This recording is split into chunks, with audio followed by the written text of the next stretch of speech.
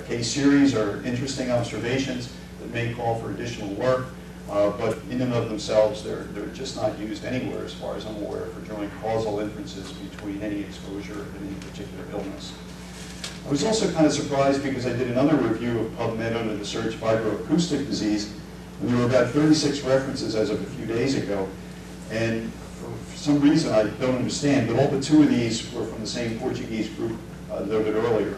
And it's unclear why the rest of the academic world does not appear to address this vibroacoustic concept introduced. In the case of the wind turbine noise and its hypothetical relationships to wind turbine syndrome and vibroacoustic disease, there really haven't been any case control studies, cohort or longitudinal studies, which are really the studies that are used by International Agency for Research on Cancer, the Environmental Protection Agency, National Institute for Occupational Safety and Health, and so forth, to assess whether exposure to any particular substance is capable of causing any particular disease. So, to conclude, the noise from wind turbines does not pose a risk of hearing loss or any other direct adverse health effect based on the information that's currently available in peer-reviewed scientific literature. For some people, it may become annoyed from the sound from wind turbines, but annoyance varies from person to person. Some people may be annoyed being stuck in a traffic jam, or waiting too long at the post office, or waiting too long for their son to come home at 2 in the morning on a Saturday night. I don't mean to minimize the importance of annoyance, but to make it clear, annoyance and the perception of annoyance is really, in many cases, an individual variability and an individual response. The major cause of concern from wind turbine noise is the fluctuating nature of the noise, the swish-swish sound. Studies and surveys repeatedly show that that is the most common cause for concern for people who live in the proximity of wind turbines. And clearly, some may find this noise very annoying. And it's a reaction that depends primarily on a lot of personal characteristics as opposed to the intensity of the noise. And subaudible low-frequency noise and infrasound from wind turbines do not present a risk to health. This isn't just my perspective or the perspective of the group. The French Academy, studies in Britain, Denmark, the United States have all drawn similar conclusions.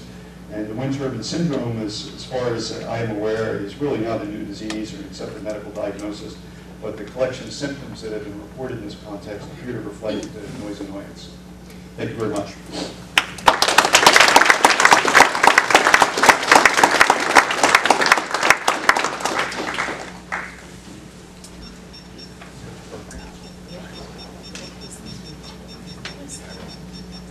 So I just remind you with questions that you need to write them down. If you have them written down, you want to hold up your card, we'll have someone come around so we can begin collecting them as we go. So if you have questions that are emergent for you, just raise them up and raise your hand. Deprivation and how this applies to the studying of wind turbines.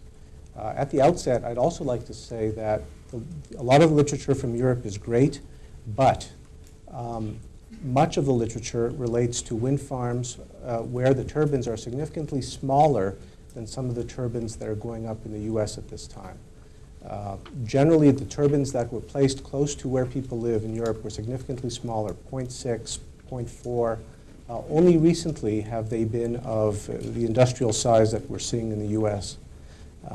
And now that the larger turbines are going up, particularly in the UK, there have been a lot of complaints. So the question, of course, is it the wind turbines that are causing these complaints, or is it something within the people themselves that they just respond in a negative fashion to turbines, and therefore they find the turbines unpalatable?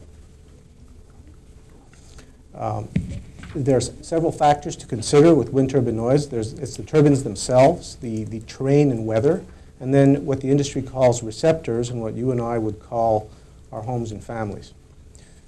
It's worth noting that mechanical noise that Dr. McConaughey referred to is really not an issue except for some of the older turbines or if a turbine is in poor maintenance.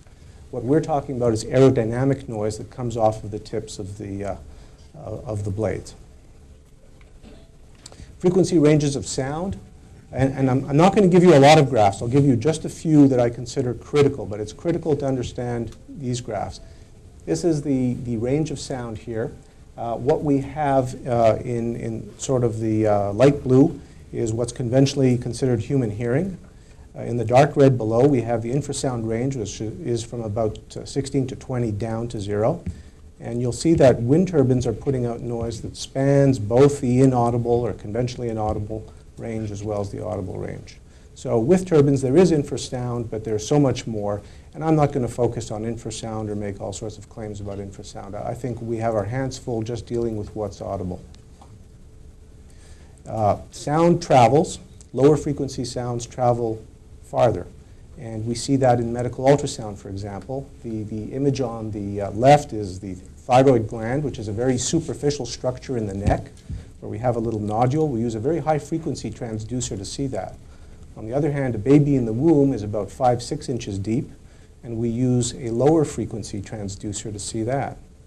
Similarly, the sound from a DR wood chipper, which is at about 105 decibels, will not travel as far as a sound from a locomotive, even though the sound level at the point of origin is similar.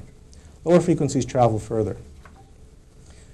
This is a sound spectrum from a turbine at Mars Hill. This is obtained at midnight, and you can see that most of the sound energy is in the lower frequencies. Why is this important? Well, these are the audible low frequencies, and these frequencies will have effects, if not on you yourself, they'll have effects on your dwelling.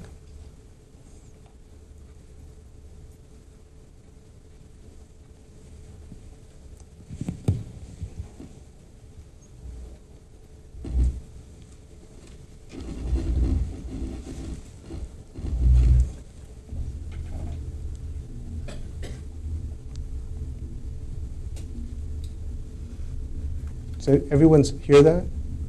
Feel it? Hear it? Okay. Now, Dr. Matani referred to what people hear at what decibel level. And it is very dependent on frequency. And this is an equal loudness contour graph, which I took out of the AWEA report.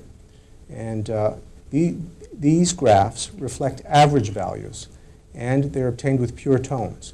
So they are not necessarily reflective of what's going on in the real world. We are exposed to what someone has called an acoustic pizza. We're not exposed to a pure tone. And this is important because this will have effects on what we can hear. I'm going to play you an 80 hertz pure tone.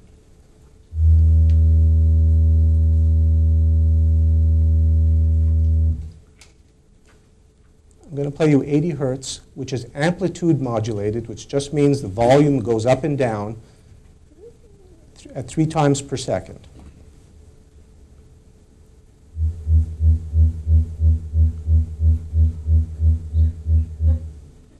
Now I'm going to play it at once per second.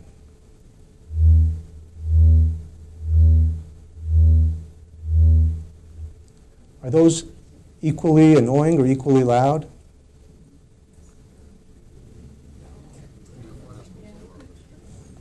Well, they actually are. They're all at the same decibel level.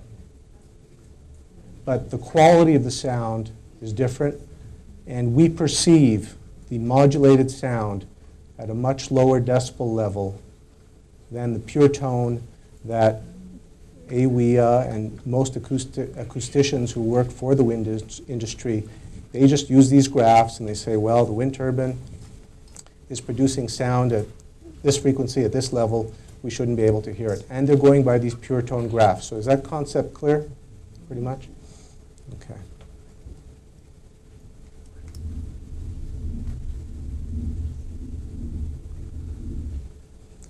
That's a wind turbine at 1,500 feet.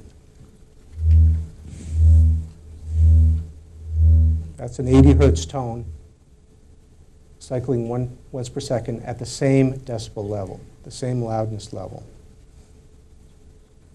So this is known. This is the way the human brain works. We know that pure tones at equivalent amplitudes are significantly less effective than complex tones at awakening people.